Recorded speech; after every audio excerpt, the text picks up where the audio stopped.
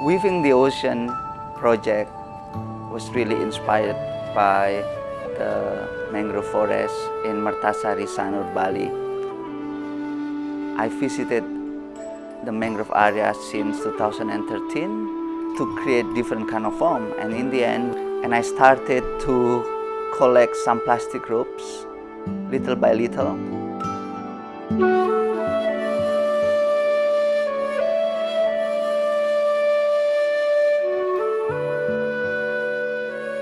My name is Ari Bayuaji. I'm a visual art based in Bali and Montreal, Canada.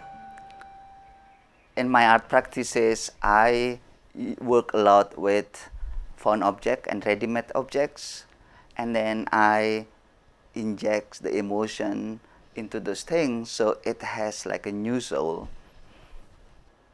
It takes us a long time to process the plastic ropes from we found it in the mangrove area until it became textile, because from the mangrove area mostly the plastic ropes full of dirt, some of them like a sand, and then also the mud. We have to wash several times. We have to wash several times, and then we separated all of kinds of the dirt outside and inside the plastic rope itself. And then we have to deconstruct the ropes until we get the fine plastic threads so that we can roll it and then using it as a weaving materials.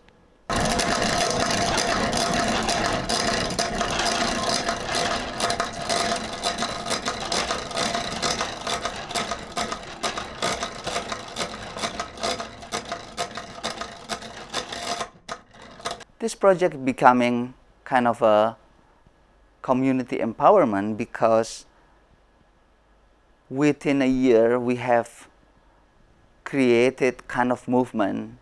So we've been working with so many different people. We have the weavers, we have students, we have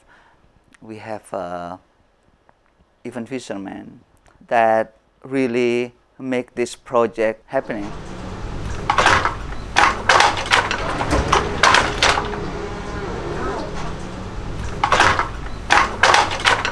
Om Swastiastu, selamat pagi. Nama saya Budesa Nyoman Rai, berasal dari Gianyar. Permulaan saya bekerja sama Pak Ari ini hampir 1 tahun. Permula saya belum ada kerja ini karena ada keadaan begini, pandemi ini tidak, perusahaan kan banyak yang tutup. Terus syukur Pak Ari yang ada, Pak Ari ngasih saya kerjaan, saya ambil. Perbedaannya menenun benang biasa sama plastik, memang jauh sulitnya benang plastik, banyak sambungan, banyak putus. Kalau saya bekerja 3 jam cuma dapat 10 cm, kalau benang biasa tidak ada sambungan, 3 jam bisa 1 meter, itu yang perbedaannya, sulit memang plastik.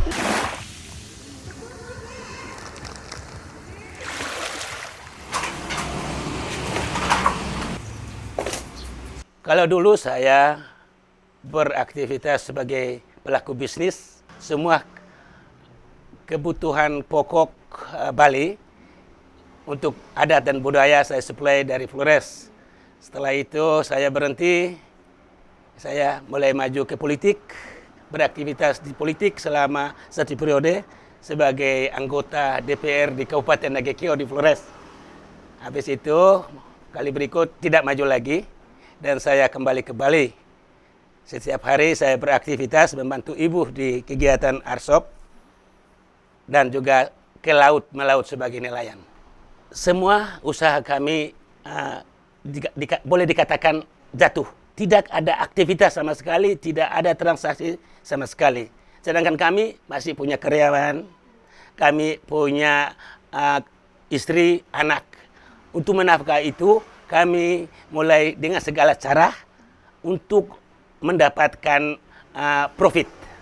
Ya, termasuk diajak oleh Pak Ari untuk berpikir bagaimana menampung nilon-nilon laut yang berserakan di pinggir pantai untuk diberikan kepada Pak Ari dan Pak Ari memberikan kami uang jeripayah untuk bisa menghidupi kehidupan keluarga kami.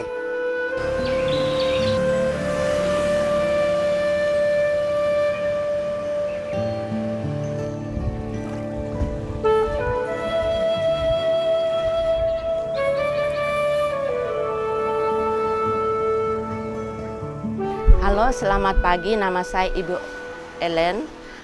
Pekerjaan saya punya usaha arsop ini.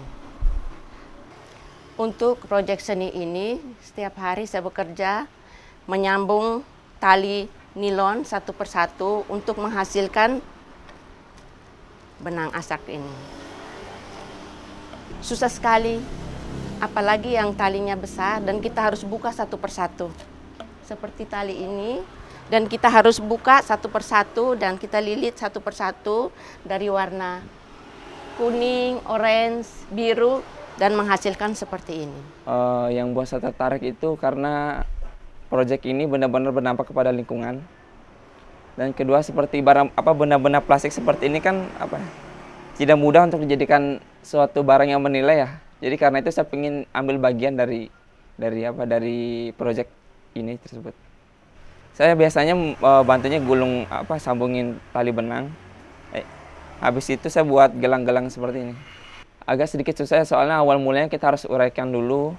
Setelah kita uraikan satu persatu, baru kita ikat benang itu, baru kita mulai gulung di botol-botol.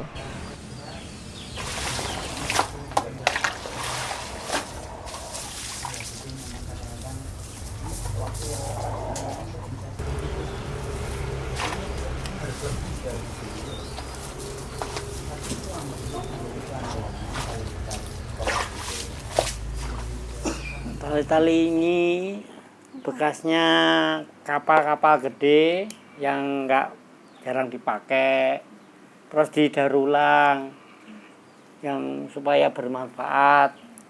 Tapi kebanyakan ini pada orang-orang nggak tahu kalau tali ini bisa dimanfaatin.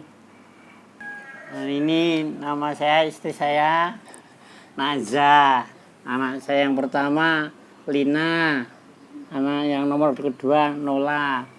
Ya, awal mulanya saya kan kerjanya mijet, terus lama-lama kenal Mas Hari, terus dikasih kerjaan, minta kerjaan sama Sari. Udah awal mulanya itu pas Maret, pas terjadinya corona itu udah pas saya pindah itu udah pindah. Waktu dulu kan kosnya kecil, satu kamar buat orang 4. Akhirnya kenal Mas Hari, langsung kasih kerjaan. Selama 1 bulan. Dalam jarak 1 bulan langsung pindah ke sini. Lebih luas sekali sekarang tempatnya di sini ketimbang yang dulu. Pertama Mas Siwit bawa tali, saya disuruh ngerjain. Ini mah ada pekerjaan. Ya, habis itu diajarin cara bongkar, cara ngiket. Akhirnya alhamdulillah bisa. Terus habis itu udah bisa ngerjain tali, terus ada pekerjaan baju. Terus habis itu disuruh jahit. Nah, habis itu udah selesai baju, ada lagi pekerjaan kayak piring dijahit sambil kayak seperti ini. Kalau piring kayak seperti ini diikat terus diginiin jadi begini.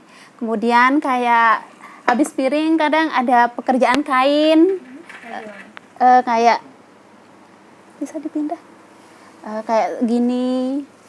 Ini diikat juga dijahit seperti begini, satu persatu dijahit biar sampai penuh, biar jadi begini.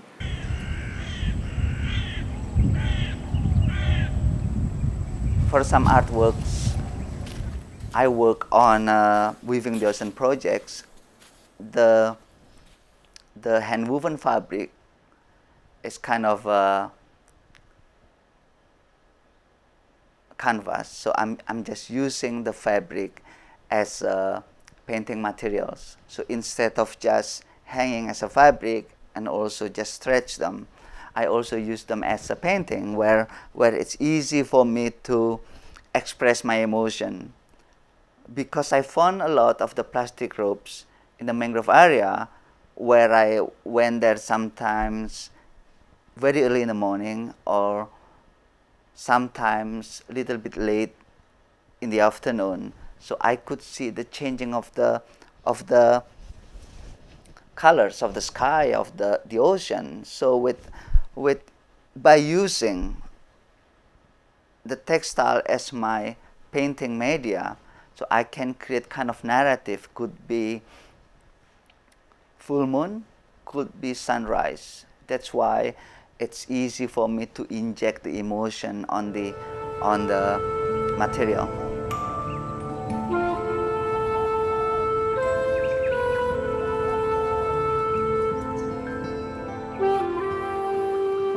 Kalau ini bagian dari proyek karya seni Pak Ari, berupa tenun dan juga kalung sama gelang yang terbuat dari plastik. Saya potong pendek-pendek sesuai dengan ukuran yang minta. Saya kasih pegangan dari perak. Ini saya buat di rumah dengan tangan, handmade. Butuh waktu 1 hari untuk membuat 4 pieces yang seperti ini.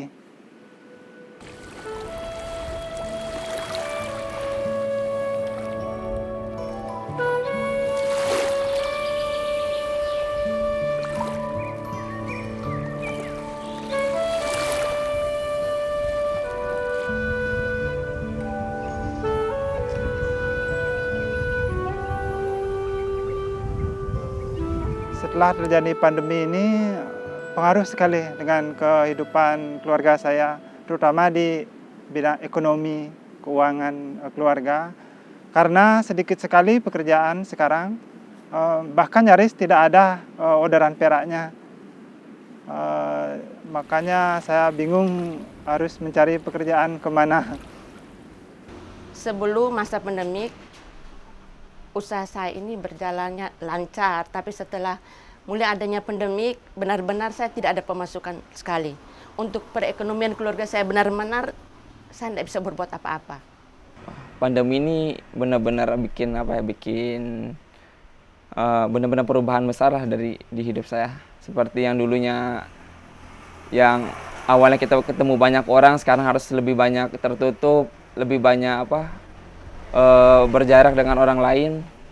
During this pandemic time, I think it's time for all of us to rethink about what we can do in our daily life. And I think one of the most important thing is we should look back at our nature and our culture. I think those two elements in our life can really help us in a very difficult situation, because we never know what is going to happen again in our lifetime. So by holding onto nature, in a way we can protect our resources, natural resources that can help us anytime. So I really hope this project really inspired people how nature can really help so many people, so many different people in our small societies, and culture really help us to process things that we found from the nature. I think those two are very important things.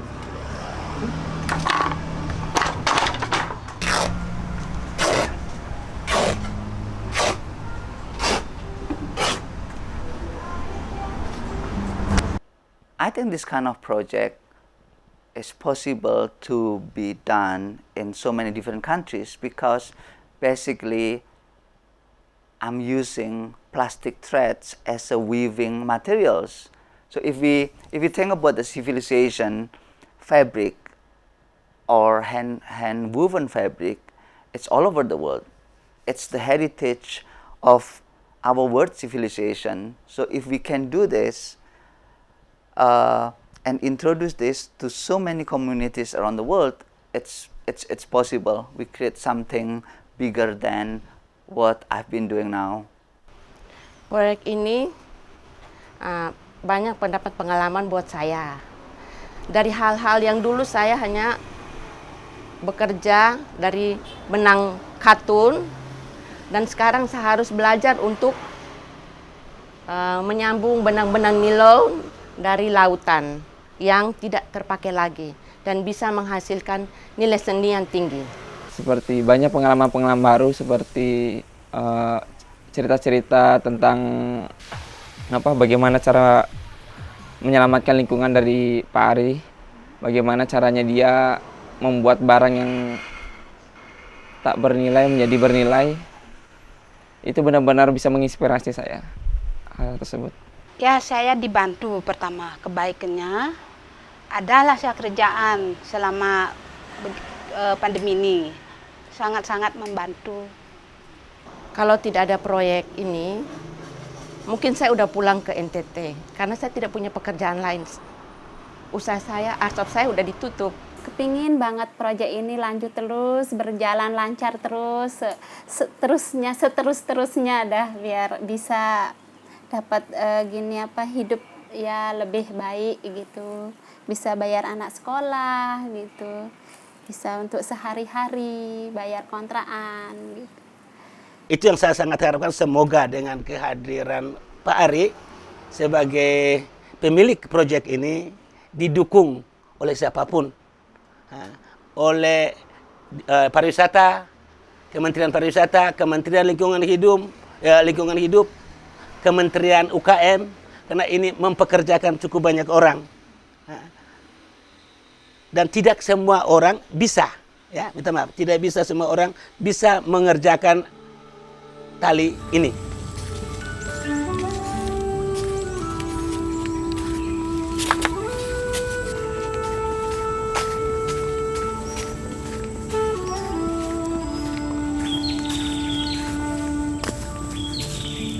Before the weaving process, my job is to prepare some different colors of the plastic threads so that it will be ready to be used as weaving materials. All the colors on the artworks are the original colors of plastic threads found on the beach. And because of the color limitation, I always try to create subtle and yet varied interrelations on the ensemble of colors. In the end, the artworks created by Weaving the Ocean project are an imitation of the ocean landscape. It could be the imitation of the light, the wave, or even the breeze. The colors and the texture of the artworks are pure abstraction.